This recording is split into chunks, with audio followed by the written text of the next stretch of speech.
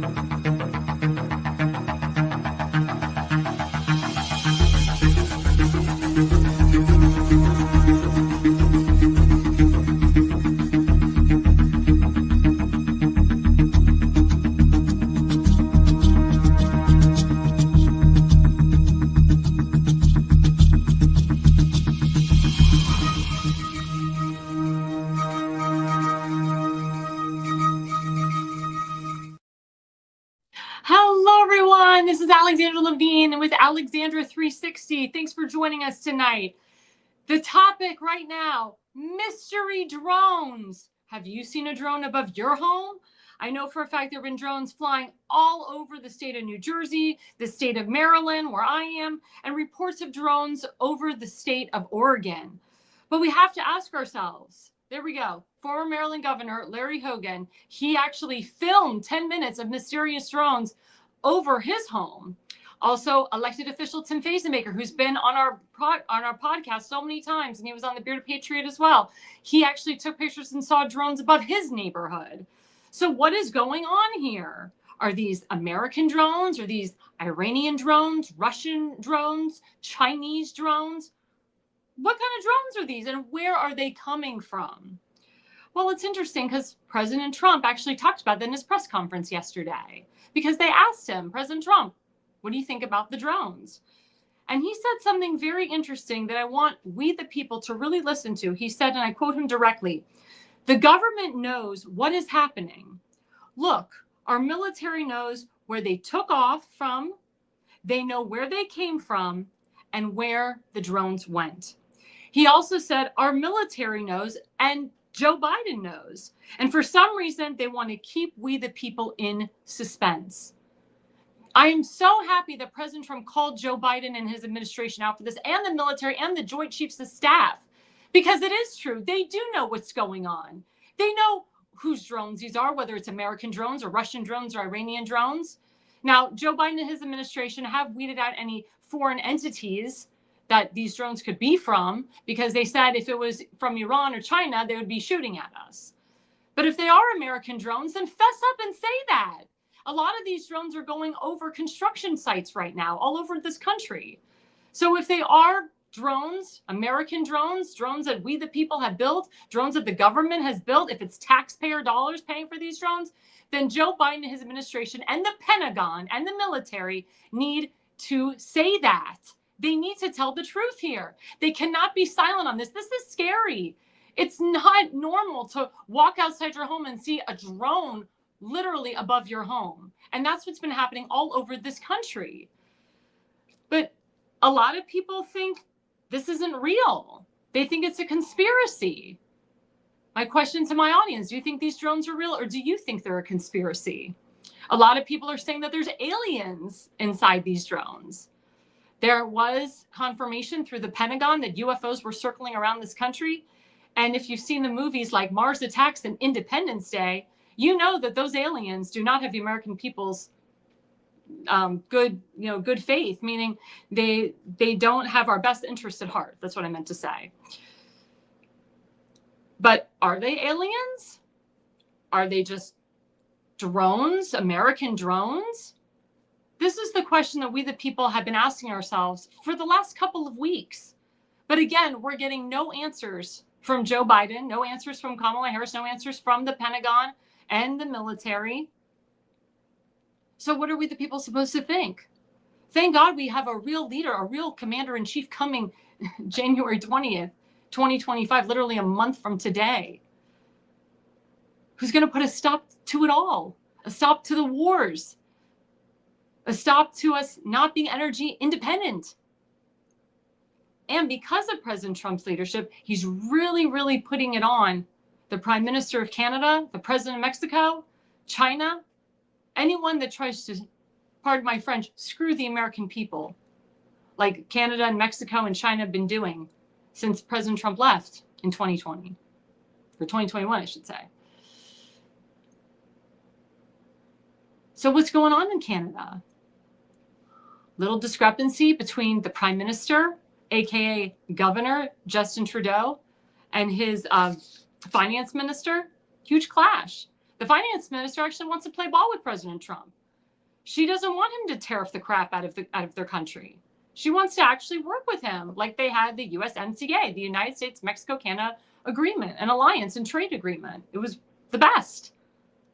But Justin Trudeau, for some reason, doesn't want to play ball because he is a known socialist. He has ruined the country of Canada. He put universal health care into the country of Canada, which killed so many of his constituents. I have cousins that live in Canada. They left Canada. They denounced their Canadian citizenship. They became American citizens because they #had enough.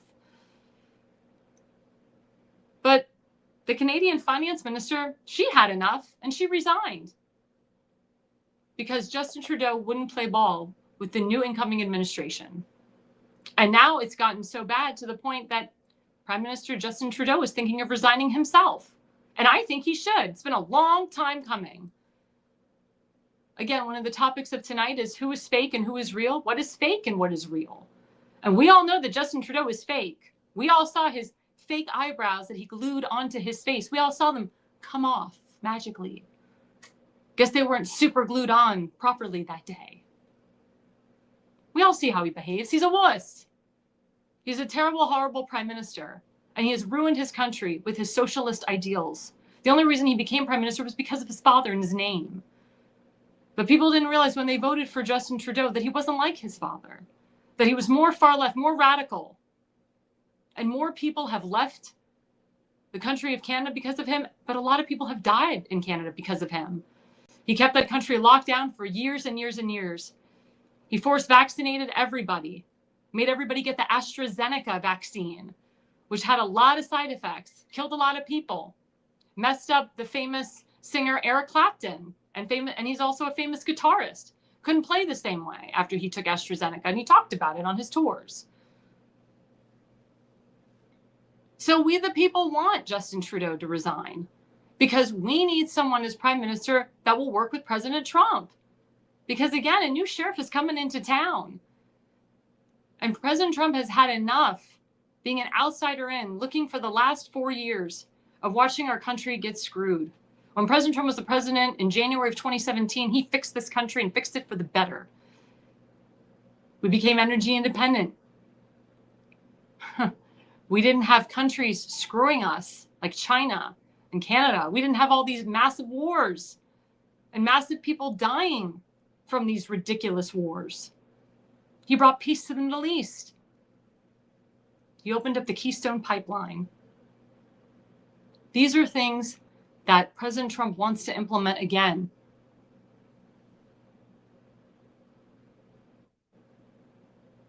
And he will continue to implement once he is in office.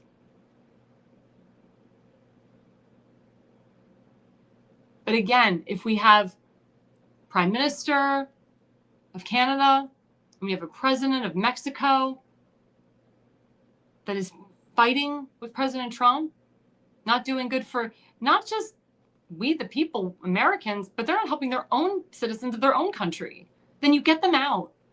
You force them to resign, or you vote them out. It's a good thing if Justin Trudeau resigns.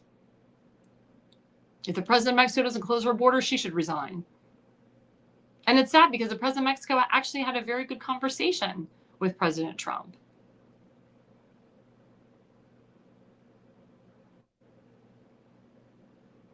But then she said on the telly the next day, I'm going to keep the borders open. Does she not understand that by doing that, it's killing innocent people? We have so many illegals that have poured into the United States because she keeps her border open. But she also has illegals that come into her country. She's got drug cartels that are coming in left and right, sex traffickers, human traffickers, child traffickers. That's why it's so important that President Trump gets in there, which he's going to, and you let him do his thing. Let him do his agenda. But we got to get to the bottom of these drones. Again, Joe Biden, the American people want answers.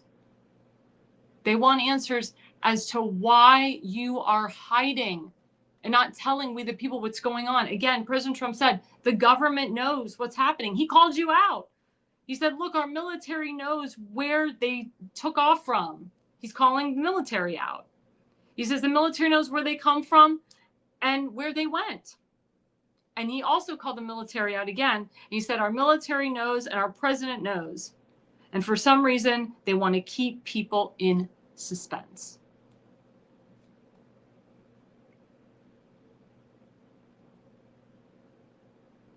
Again, who's fake and who's real? What's fake and what's real? Is it real that Justin Trudeau is going to resign? Or is he going to start to play ball? Are these drones real or are these drones fake? Are we ever going to get to the real answer? We the people want to know, because we're expecting a smooth transition of power come January 20th of 2025. And if we the people don't get it, we're not going to be too happy. President Trump had a lot of people that voted for him this time. A lot of Democrats and independents that voted for him this time. A lot of minorities that voted for him this time. We want peace and stability back in this nation. We want our country back on track, and we want to start making money again. We want to start feeling rich again and important. It's really nice to see President Trump go to Notre Dame, and he's so respected. And America feels more respected now because President Trump is coming back. President Trump even said that he's getting more accolades. People are happier that he's coming back. So Justin Trudeau and the president of Mexico, if you see that President Trump is getting all these accolades, people here in America love him, people across this world love him, then you need to embrace him again. And embrace him, period. And stop with the nonsense. And Joe Biden and the military, if you know something about these drones, which President Trump isn't stupid, he knows that you know, you need to be real with the American people. As President Trump said, what the hell do you have to lose? Coming up after the break, I have a great guest. Her name is Lisa. She ran for office in Connecticut, and she'll be on the show talking to you about her race and what's going on in her life. And we will be right back after the break. Do you have old home videotapes that you're no longer able to watch? Need them transferred to DVD, Blu-ray, or your smart device? Baltimore Digital offers professional-grade VHS, mini DV, and high 8 digitizing services. We can also convert Super 8mm film too. Baltimore Digital also provides photo restoration services. Visit archive.baltimoredigital.net. Mention code Alexandra for a 10% introductory discount. And that's archive.baltimore.net with my friend Adam Reuter. Please go to his website, use my name, you get 10% off.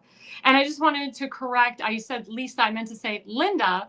We have a wonderful lady, Linda. I'm actually going to have her come on and pronounce her last name because I don't want to butcher that, because I know how it is when people butcher your names, because my name has been butchered multiple times. But Linda's a wonderful woman. She ran for office in Connecticut. She's got a great story to tell about her race and what's going on. And she can tell you about real elections versus fake elections. So without further ado, let's bring on Linda from Connecticut.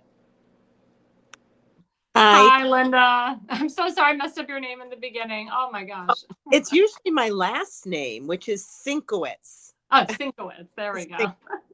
And I tell people, no, I'm not Polish. I married into it. I'm actually German. Ah, okay. Awesome.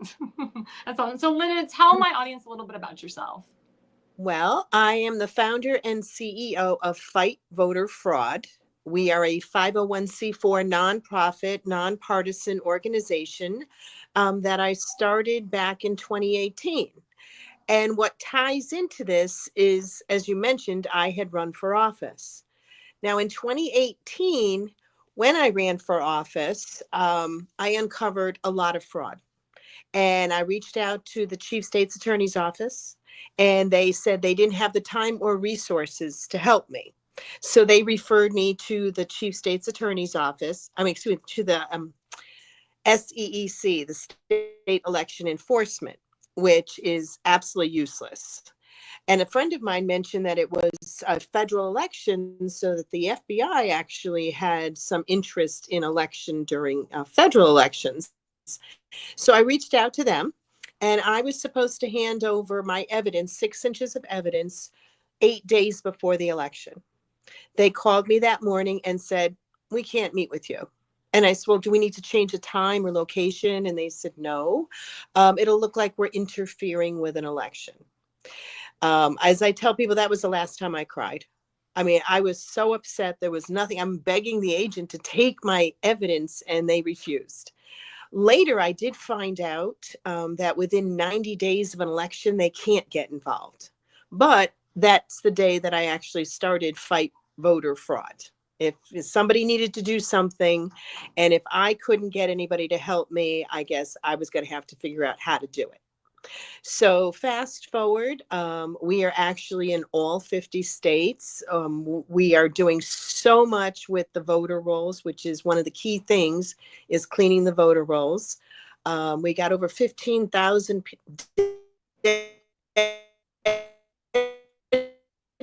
Connecticut, we had 7,648 deceased voters on the voter rolls in 2020. 542 of those people actually voted. And some even voted in person, which is, they're going the extra effort on that end. We've done the deceased voters, like in Florida this past January, we submitted to them, I think it was like 1,243.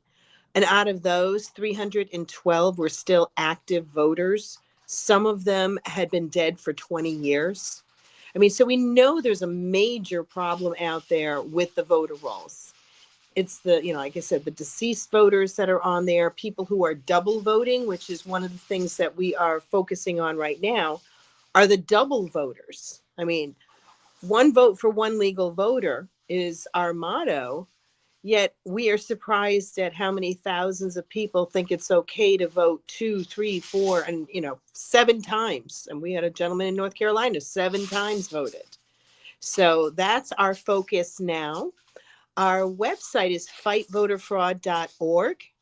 And as of January, I'm telling people you can get it now, but I would wait till January to request data from us on the double registered double voters. We are giving it away for free. So after the first of the year, you can go on our website, request the data, and we will send it to you. So let me ask you a question. Sorry, I didn't mean to cut you off, but let me ask you a question. So from your efforts then when you were running to your efforts today, how would you see if you have seen any improvement from when you ran to today? And we have a different RNC now than we did under Laura Trump and Chairman Whatley. It was very different than Roman McDaniel. I want to know, and my audience wants to know, did you have a chance to work with the RNC at all during the presidential election? Have you worked with the RNC at all in this whole process? And in terms of, I'm going to ask you a third question here. In terms of the states that Kamala Harris won, the states that she won, none of them required photo ID. So in your efforts with your 501c3 and 501c4, what are you doing right now to implement that these states, or that actually we should have nationwide photo ID when you go into to vote? Wow, you covered a lot with that. Let's take it one step at a time. So let's take it from the year that you ran until now, the improvements, or even if you don't see improvements with the election fraud, election integrity, excuse me, not election fraud. Okay, so there has been a big difference from 2018 till now. It's because of the awareness that people have that there's a problem. So we're not the crazies anymore. There really is a huge problem. So people have become more aware. Mm-hmm. I actually think there was probably more fraud perpetrated this year than in 2020, but the difference is there's so many organizations out there thwarting it, catching it ahead of time. I mean, just like, Act Blue, when Act Blue was the one that came out with Kamala with all the money she raised. Well, we already knew about them. They have been the ones that were taking donations from just a couple of big donors and then putting it in other people's names that had no idea their names were being used. So they were a little surprised when the FEC received a complaint the following day. I mean, we all know about this. So that's the type of things that were going on. I'm really hoping that when Trump gets in, the Justice Department will go after the 501c3s that were facilitating a number of things.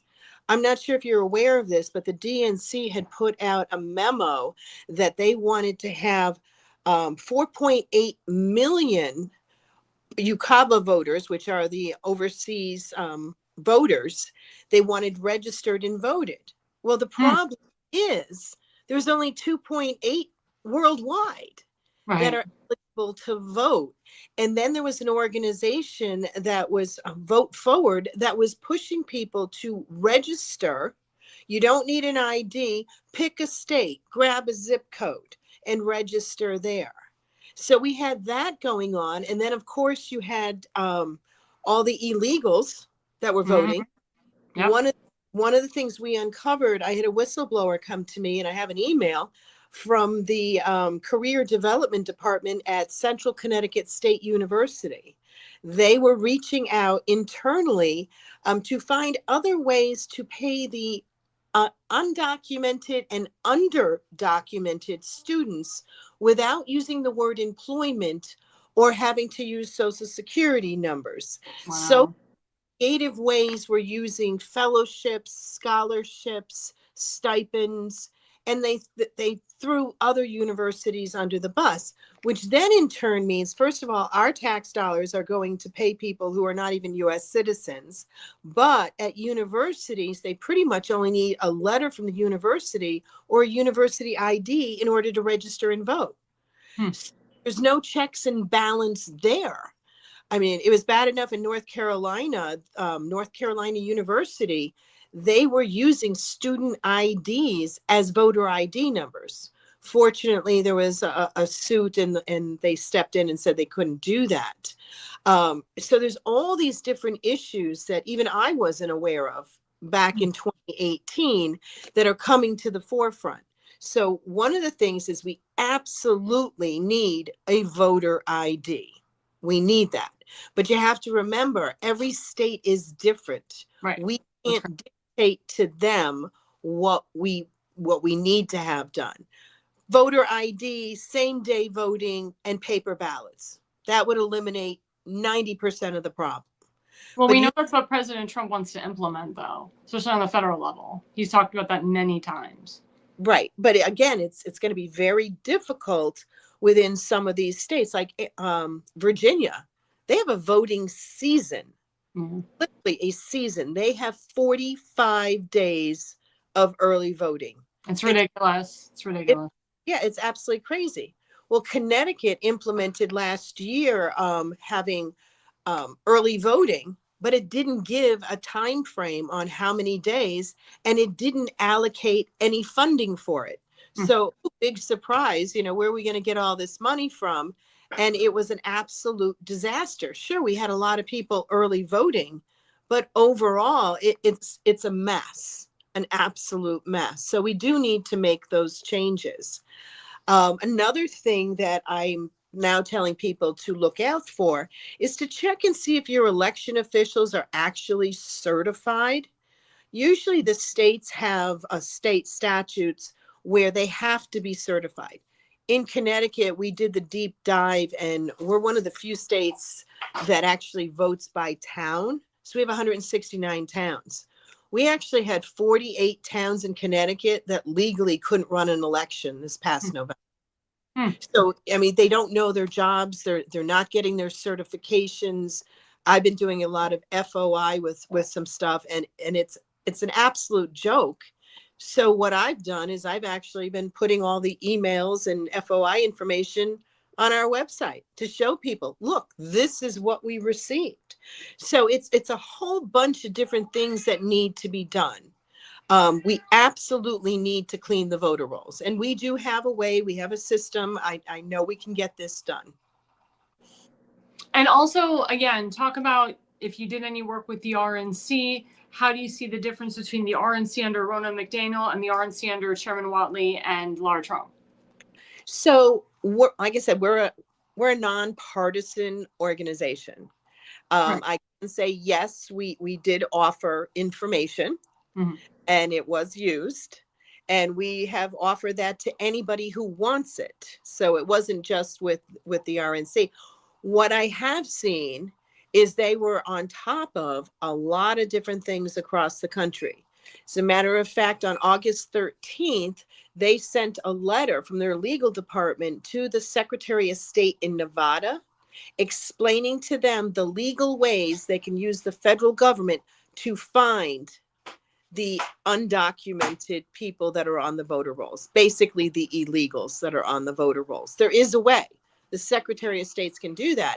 So what I ended up doing was getting out there on different programs. We put a template letter, because mine's not politically correct. We used a shorter letter, and we got people all over the country to send letters to their Secretary of States and every one of their politicians to let them know there is a way you can find the non-citizens that are on the voter rolls. There's absolutely a way. So it's more of an awareness thing that, we have been doing. But after the first of the year, we're going to be giving out free data on double registered, double voters. We're about 70% right now in our system as far as gathering the data from this past election. And we're also offering, if someone wants us to analyze any of their data that they have, I've got wonderful people that work as a team in my office, and they absolutely love looking at data and doing the analysis on them for the people. So we're going to be here in a big way in 2025. Now, you said you're nonpartisan. Do you work with nonpartisan races such as school board? Excuse me? Well, I said you said that your organizations are nonpartisan. Do you also work with nonpartisan campaigns such as school board? Like no, Moms for Liberty? We don't specifically work with any campaigns or anybody. We give the data to whomever wants it. Yeah, okay. And absolutely, we did have campaigns that asked for our data. And so you give the data to Democrats and independents as well as Republicans? It's anybody who wants it. Anybody who wants it, because we need to clean the voter rolls. And we are not just saying that Republicans are the ones that want them cleaned. We've actually had a number of people, unaffiliated, independents, and a couple of Democrats that I know of that asked for our data. And that's what we want. We want people to know that we're available and we're trying to clean the voter rolls. And we're working on it. We're getting there. But we've got. Let me ask you a question, because there's so many different groups that have data. What makes your data, I don't want to say better, but what makes your data more accurate than a lot of the data that you get from a lot of these integrity groups? I would say GOP integrity groups or even DNC integrity groups. Why should people come to you for your data? Because of our data sources. We use the NCOA, the National Change of Address. We have the Social Security Death Index. We have the voter rolls that are put in there. They're usually updated every 3 months. We do that. And we have multiple commercial sources, including phone numbers. Everybody that we bring forward, we are matching on between 4 to 6 separate data sources to confirm it is that person. So our accuracy is extremely high. It's not everybody who's double voting and double registered, because we're not just going to throw it against the wall to see what sticks. We only want to give out information that is accurate. And what we're doing for 2025, it'll be ready in January, is we are putting together a book of a sort on every single state and every single website to go to verify the information. because you want to make sure that it's that person. Checking to see if they sold their house, in Columbus, Ohio, in March of, say, 2023, and then they bought a house in Detroit, Michigan. And why are they still registered at the first location? And we're able to show, well, they sold their house. They should only be registered at the second location. It's that particular person. We verify through Secretary of State's SOTS. There is another fabulous website out there. It's called voteref.com. Gina Swoboda out of Arizona, she's the GOP for Arizona, but she's been running that for a number of years. And it is, I think it's got 33 states at least. You can go on there and you can see the voting history of yourself or a person you're looking up. You can see when they were registered. So, there's a lot of accurate information that she also has. So I always refer people over there. But like I said, we are going to be showing people how to bring things forward in order to have something done, whether it's through your sheriff's department or through your Secretary of State. And we'll be doing training classes on that. And it's all going to be free. And like I said, we have 17 states that are ready, all set. I found out this morning. So obviously we have 50 states we have to do the information on. But there's a lot of ways we want to be helping everybody out. And our data is just absolutely incredible. So Linda, one final question. Are you thinking of running again yourself? Because you're so knowledgeable in election integrity, and you're doing all this stuff, and you're using your data. Why not take it to the test? Why don't you test your own data and test everything and run again? Because we have to clean the voter rolls first. Honestly, you have to clean the voter rolls first. So I will always keep that as something that's open as a possibility. But right now, my job is to clean the voter rolls so we only have one vote for one legal voter, and not having, people who haven't been purged from the voter rolls or the dead people voting. And of course, we know you're going to push for, everyone to have photo ID in all 50 states. I know we're going to get rid of early voting, one single day voting, get rid of those mail-in ballots, because that, and the machines, because all those things are hurting our elections, and it causes cheating. And we want to get rid of that. We saw all these races in California. We know that they won these congressional races. And then at the very last second, the very last moment, they all flipped back to D, or they flipped from R to D.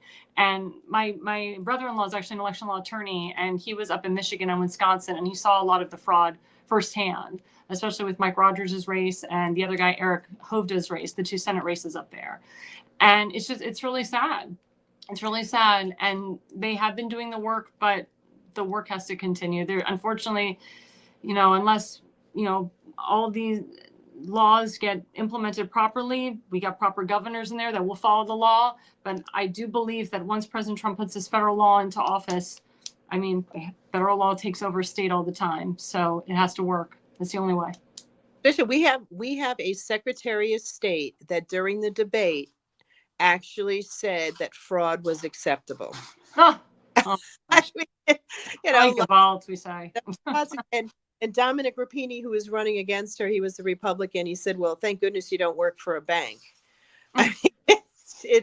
And so far, she has done absolutely nothing to ensure election integrity. Oh, I'm sure not. Well, Linda, let my audience know one more time how we can reach out to you. Right. My website is fightvoterfraud.org. That's .org. And if people want to get in touch with me, you can email me at Linda, Linda, at fightvoterfraud.org. Linda at fightvoterfraud.org. Yes. Awesome. Well, thank you so much. You've been such a wealth of knowledge. Thank you for coming on. I really appreciate it. Thank you for having me on. Greatly appreciate it. And we'll be right back after the break. All right. Bye-bye. Bye.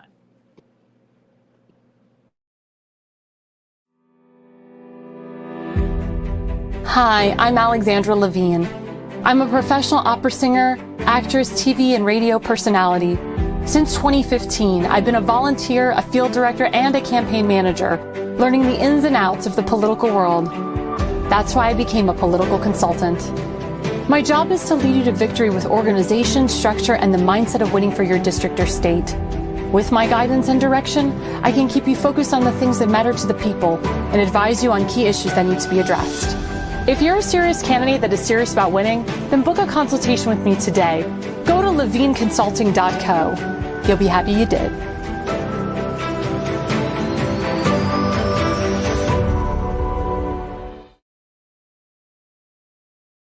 Hi everyone, welcome back. And for those who don't know who was on that commercial, that was me, Alexandra Levine. I own my own political consulting firm, levineconsulting.co. That's Levine consulting.co. If you are a serious candidate who is serious about winning and you have a plan, book a consultation with me today. And we just had a wonderful guest named Linda from Connecticut. I'm not going to say her last name because I will butcher it, but you can follow her on fightvoterfraud.org. And you can email her, linda@fightvoterfraud.org. That's linda@fightvoterfraud.org. And again, please follow her. And after the after the podcast, we will put all of her websites up there in her email so you guys can contact her directly. So before I get into this next story, I just want to say that we had the Army-Navy game and Vice President-elect J.D. Vance, he invited Daniel Penny. If you remember, he was the former Marine who was exonerated. He was actually the hero on the subway in New York City. There it is. And the sign, this is not a real sign, but the meme goes, "Hey, Alvin Bragg, 0 for 2, meaning trying to take two wonderful people down, two heroes down. As we know, President Trump did absolutely nothing wrong. It was a fake conviction that was written down 34 times, false, fake 34 convictions that will be exonerated too. They're going away. Judge Merchan actually told the legal team that they can have they can write up a motion to dismiss, which they will. We have Alina Habanow. She's coming in as the White House counsel, and she and her legal team and President Trump's legal team will get this thing completely dismissed so that President Trump can go into that White House and we can start off fresh. But we all know that those were fake convictions. Daniel Penny's case, he shouldn't have even been tried. It shouldn't have been a nationwide, even worldwide story. That guy is a hero. What he did and how he helped the people on that train. And the people on that train are very thankful that he was on that train that day. And that's why Alvin Bragg, 0 for 2. But now let's talk about a real criminal, a real murderer. And I'll be honest, too many people are putting this guy up on a pedestal like he's God. Like, what a wonderful thing he did to shoot and kill a married guy with a family in cold blood in New York City on December 4th. He was on his way to a big conference that was supposed to start at 8 o'clock in the morning. He was the CEO of the largest and biggest health insurance firm, United Healthcare. His name was Brian Thompson. We shall remember his name, memorialize his name, and we shall pray for his wife and his children, his 2 boys, that will never see their father ever again. As you know, Christmas is around the corner. His children and his wife will never celebrate Christmas with him again, or New Year's. His wife will never have a husband to come home to or sleep next to. I understand they were separated, but I know there was a time that they were together. But she'll never celebrate birthdays with him. His 2 sons will never have a father. The 2 sons won't have a father at their wedding, won't get to see their wife-to-be, will never see their children if they have any. These are things that people did not consider, or they don't care. They just think that Brian Thompson is a murderer himself because he was in charge, so to speak, of denying people's claims. Now, the people don't know that 100%. Yes, I know for a fact that United Healthcare is one of the biggest healthcare insurance agents or insurance companies that does decline a lot of claims. That is true. But you can't blame Brian Thompson for all those denials. He does have handlers underneath him. They have underwriters as well. And again, everybody's situation is different. There's a lot of people in this country that can't be insured because of their income. There's a lot of people that can be insured on some things and not insured on other things because they have pre-existing conditions. My job as a health insurance agent is to try to find my clients the best health insurance for their buck. But also I want to make sure that they can get insured on their needs. I do use United Healthcare as a carrier, but it is not my only carrier. But I know that whatever client I work with, I make sure that their claim is not denied. So people that are blaming Brian Thompson for their claims being denied, blame the health insurance agent that you're working with. If it's a third party, or if it's the health insurance agent that works for United Healthcare directly. But there's a difference between venting and a difference between just being on the street, watching the CEO walk by and shooting him in the back and killing him. And this was a premeditated murder, by the way. This was planned. And RFK Jr. put out a nutritious and well-balanced meal at home would never have turned you in, Luigi. And actually, RFK Jr. didn't put that out. That was a meme that was put out. But it makes sense because RFK Jr. is all about health and about nutrition. And he's saying, don't be a Luigi. Don't be a Luigi. But I think there's more underlining meaning to why this guy was murdered.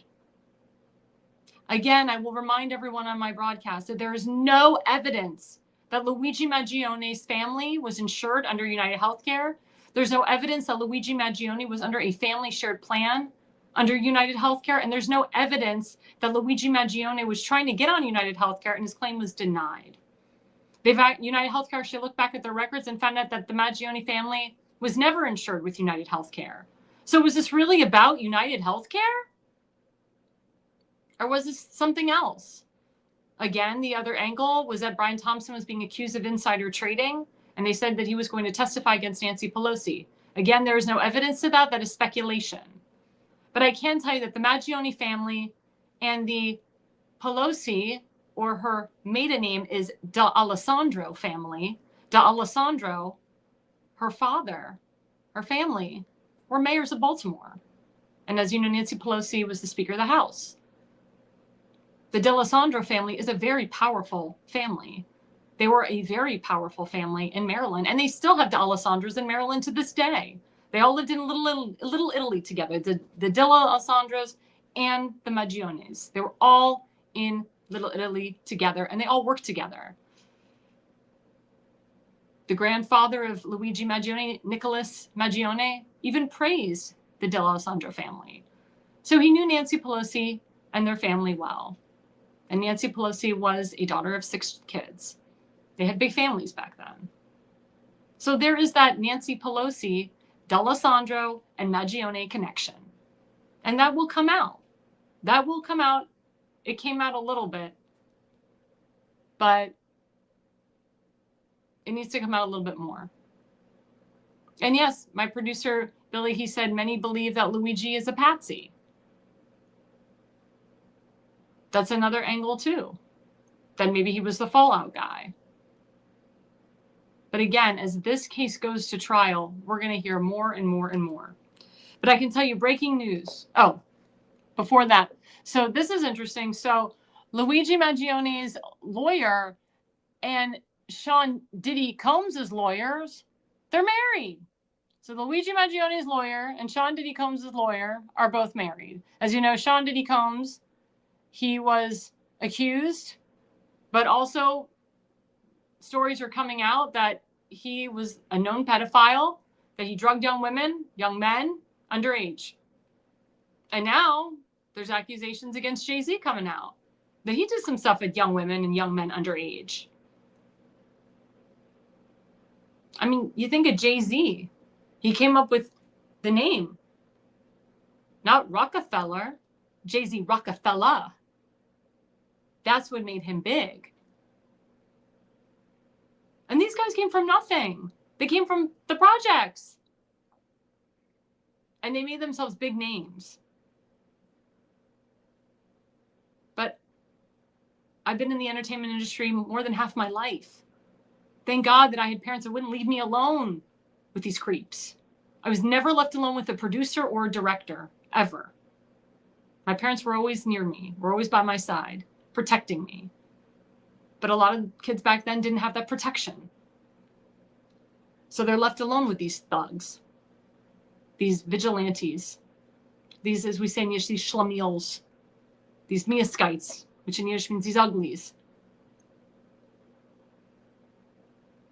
these delinquents that hurt innocent people and destroyed their lives forever.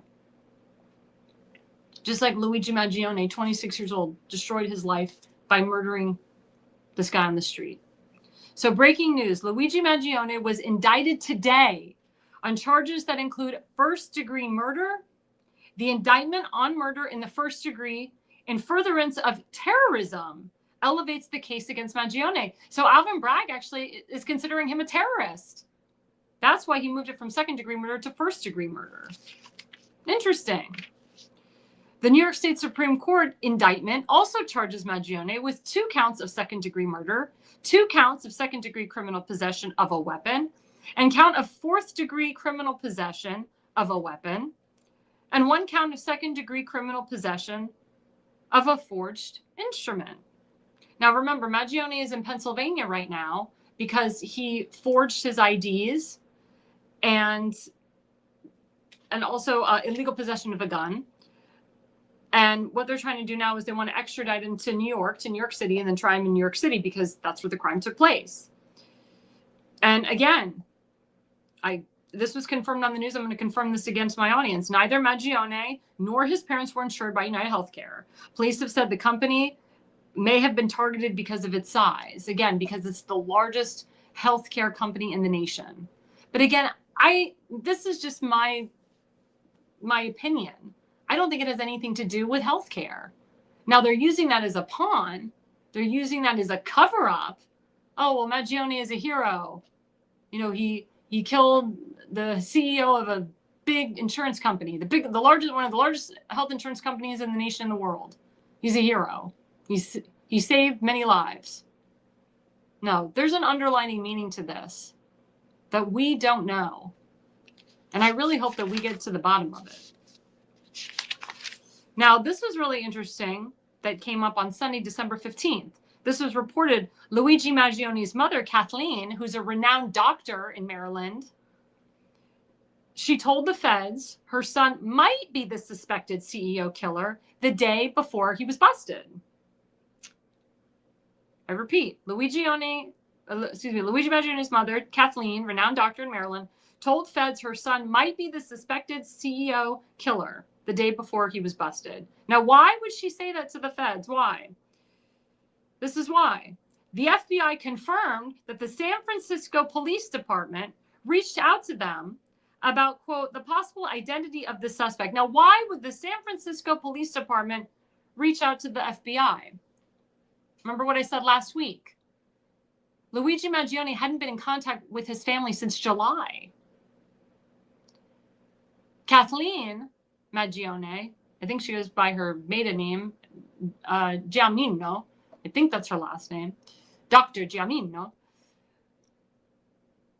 made a missing persons report to the San Francisco Police Department November 18th. So the San Francisco Police Department had Luigi Mangione's picture, had the missing persons report. So they put 2 and 2 together and said, well, maybe this missing person that is Luigi Mangione, maybe this missing person is the killer. Because his parents haven't heard from him since July. His mother made a report in November. Then all of a sudden he comes out of the woodwork and he kills this innocent guy. That's why Luigi Mangione's mother confirmed with the feds, that may be my son. That may be. I haven't heard from him. Kind of looks like him. Maybe. I honestly don't believe that she turned in her son. I know that the Mangione family is a very tight and close family, just like the D'Alessandro family. They're a very close, tight family. What a lot of my viewers want to know, and what a lot of Nino Mangione's constituents want to know, is why didn't Luigi's mother go to San Francisco to try to find her son? Why didn't she go over to Hawaii to try to find her son? I understood he was working in Hawaii. That's where he had a surfing accident. He was there in 2022. And then he was working as a TrueCar spokesman. But he hadn't worked there since 2023. But apparently he was still working in San Francisco. He was working for a car listing website. It's called True Car, which has an office in San Francisco. So that's why Luigi Mangione's mother made a missing persons claim to the San Francisco Police Department because she assumed that her son was still there. But why didn't she fly over there and try to find him? Why didn't Nino try to find him? Why didn't his father try to find him? My family's very tight. I lived in Boston by myself for my undergrad. My mother was so upset when she didn't hear from me for 2 days. My mother said, if I didn't hear from you today, your father was going to take a plane up and see if you were still alive in your apartment.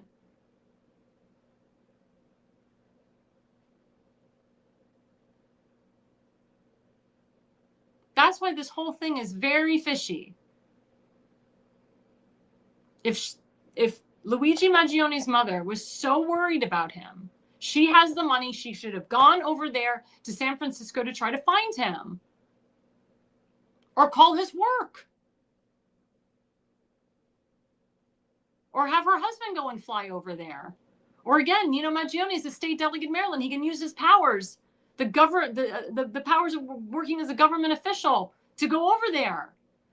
These are not just questions that I'm asking. These are questions from Nino's constituents, from other people all over the state of Maryland and across this nation. They want answers. They want to know what's going on and what went on, and what kind of family this is. A lot of people are questioning Brian Thompson, saying he's a murderer. They're questioning his family. But what about Luigi? What about his family? Everybody's putting Luigi up on a pedestal like he's God. Even President Trump said, this guy was a sick person. What he did was sick. And anyone that supports what he did are sick too. That was from President Trump's mouth. I do not want to hear or see people favoring this guy. There was a GoFundMe for him with a Christian organization. They raised $50,000 for Luigi. Men and women are sending him letters wanting to marry him. You want to marry a murderer? Potential convicted felon? Because if he gets convicted, he's going to be behind bars for a long time. I really hope they don't give him an easy sentence or a low sentence. The fact that Alvin Bragg elevated this to terrorism, that says a lot.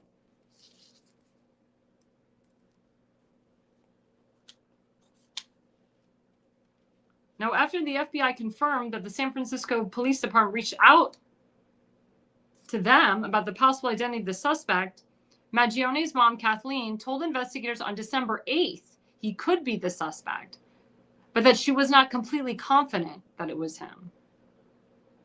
So the only reason that they contacted her is they said, Ms. Mangione, you wrote us a missing persons. Have you seen your son since then? Have you heard from him?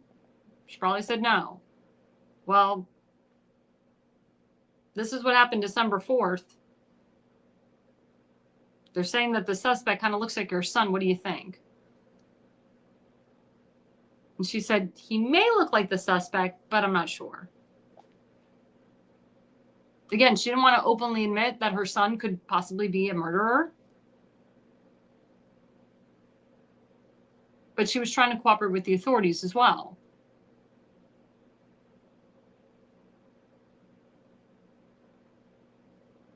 But again, nobody should be celebrating this. Nobody should be thinking this is a good thing. And now things are coming out about the nursing homes. The Mangione family owns Lorien nursing homes. They're one of the second largest nursing home facilities in the country. And I can tell you the reviews of the nursing homes is not that great. Some employees of Lorien Home Health have criticized the company's management, saying they're controlling, don't listen to employees, and prioritize financial gain over patient care. They also say that management edits documentation without informing employees, manipulates schedules, and cuts patient visits. I've also heard that Lorianne Home Health is completely understaffed. 85% of the patients there, when they have to go to the bathroom, they press the button, there's no one to help them, and unfortunately they can't make it, and they end up peeing in their pants or crapping in their pants and sitting in their feces all day. That's a real report that came out, real things. Their overall performance is a 3.5 out of a 5. That's below average.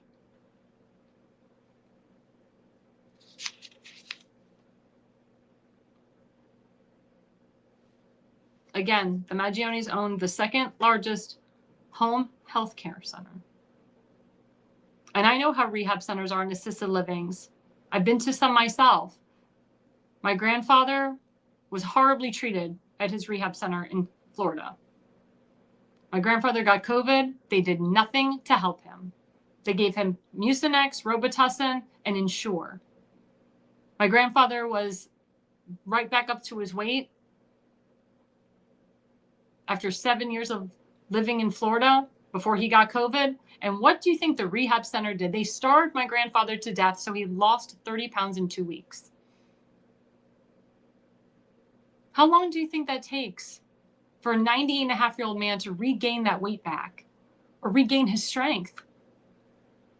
If it wasn't for myself and my family calling and writing my governor, Ron DeSantis, in the Department of Health to administer the monoclonal antibody treatment Regeneron to my grandfather, he would have died a lot sooner. And he would have died a horrible death. He would have died of COVID, and he would have died being extremely emaciated. But my grandfather had bilateral pneumonia in both of his lungs. The rehab center refused to give my grandfather antibiotics until 8 days into his pneumonia. A 98-and-a-half-year-old man can't recover from pneumonia like a 20-year-old. My grandfather should have been on antibiotics immediately, and the proper antibiotics. Instead,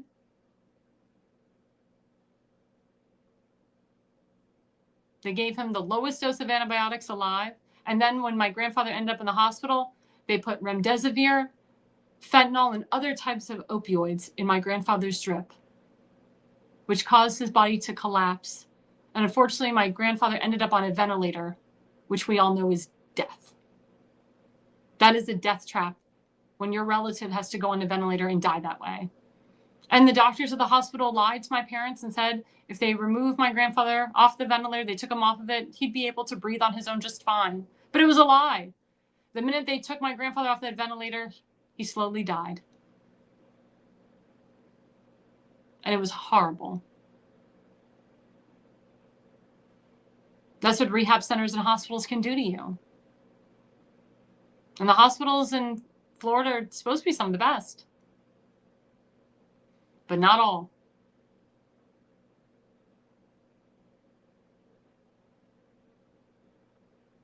So maybe some claims were denied at Lorianne Home Health because of the way that the Mangiones treated their patients.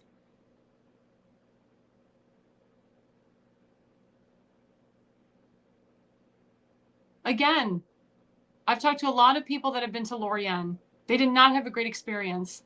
A lot of people actually got their relatives out of Lorianne because it was such a horrible experience. Understaffed, going to see your relative and they're in their feces? What kind of facilities is this? And this is the one in Bel Air. So again, before you put a potential murderer, almost a convicted felon, up on a pedestal, say you want to marry him, say he's a martyr, he's awesome, he's my hero, I love him. Research him more and research the family.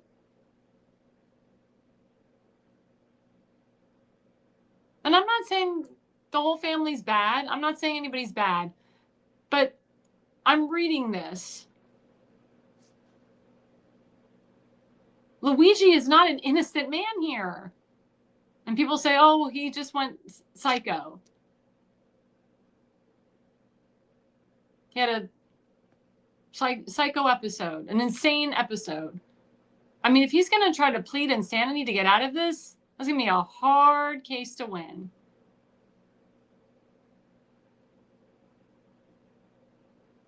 And the Mangiones have been silent since their statement. A lot of people are saying they're probably lawyering up. Their lawyers are probably telling them what to do, what to say. Nino Mangione was supposed to have a fundraiser. He canceled it because he didn't think it was appropriate. He hasn't been in front of constituents.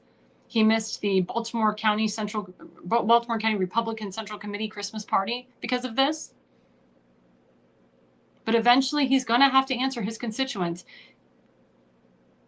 His family owns WCBM. It's a big radio station, conservative network. They're going to have to answer to the constituents and the people. Nino has the power of the mic behind him. He can get on that mic and say something.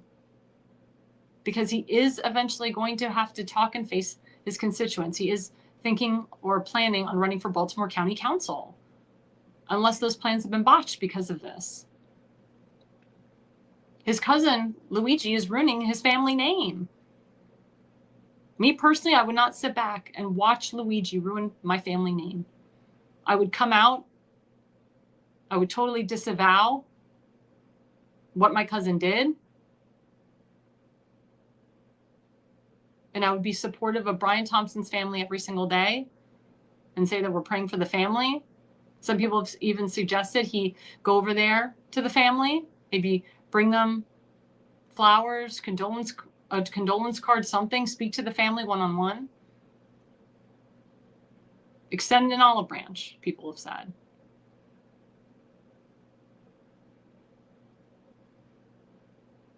But again, the Mangiones have to have the will.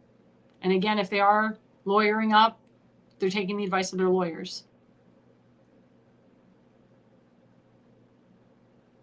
And it's true, you are innocent until you are proven guilty. But we all saw the video, and we saw a man stand perfectly still, by the way. It didn't look like he had back issues. Didn't look like he had a bad or botched back surgery. And he shot and killed that man that day. He knew where that man was going, and he shot and killed him. He is not a hero. Do not honor him. Do not love him. Do not think he's great. And if you do, you're part of the problem. And you may need help. As President Trump said, it's a sick thing what that guy did, and anyone who thinks it was great is sick too. Remember, Brian Thompson was a father, he was a husband, and he was loved. He was someone's uncle, someone's cousin, someone's brother-in-law. He'll never get to be a grandfather. He'll never get to be a great-grandfather. So before you start supporting these martyrs, look at the other side, the other perspective. Again, we're going to continue to bring you breaking news, live news from the Luigi Mangione case. When it does go to trial, when Mr. Luigi is extradited to New York City, we will be covering it. Because this is a nationwide story. It has reached the world. I can tell you the people of Israel, they know about it. They've been talking about this story too. And all different nations around this world. But a lot of people I know think that it's much bigger than what the media is telling you.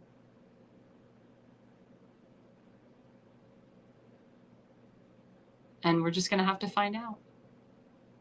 Well, this has been a great hour. It's been an extraordinary hour. I'm Alexandra Levine with Alexandra 360. Please like and subscribe.